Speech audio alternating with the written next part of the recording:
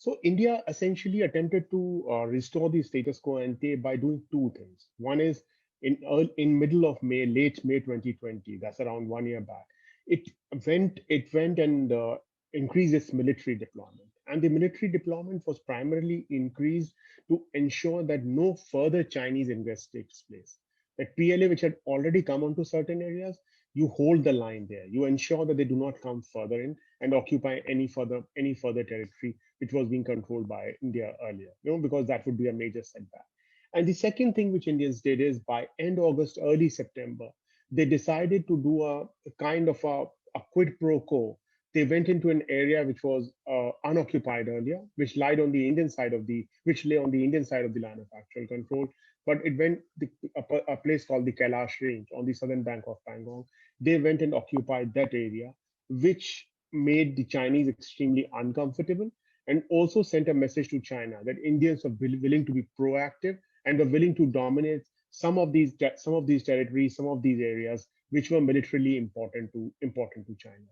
These two things yielded partial success. In the sense that India could not achieve the restoration of the status quo ante as it had wanted to, but it could prevent any further bleeding, and it also put certain amount of pressure back on China to come to the negotiating table and to discuss the border crisis and to eventually arrive at some kind of partial disengagement, some kind of partial solution. The economic coercive steps, primarily economic sanctions, and the difficulty on the Chinese companies to do business was part of the toolkit or part of the plan that India used against China to a certain degree. But the fact that the Chinese trade with India is very lopsided. It is barely 2% of China's whole trade is with India, and therefore it would not really affect China that much if India were to stop or put economic sanctions on China.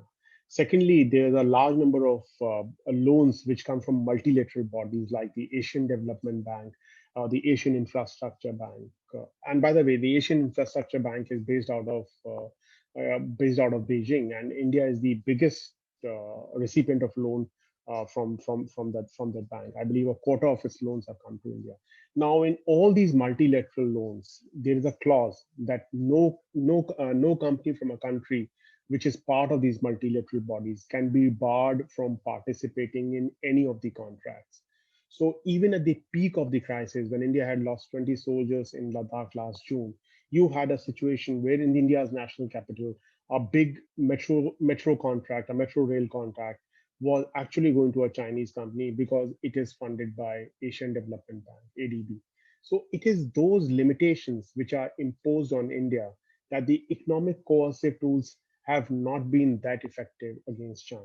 The fact that the trade imbalance is so much, and the Chinese are not dependent on India for trade, nor are they dependent on India for any specific item or specific good which could put their supply chain or destroy their supply chain and put problem or place them or stop any important items of theirs. It's not so. So essentially, what India supplies is a lot of raw materials, which then Chinese send back as finished products or export as finished products.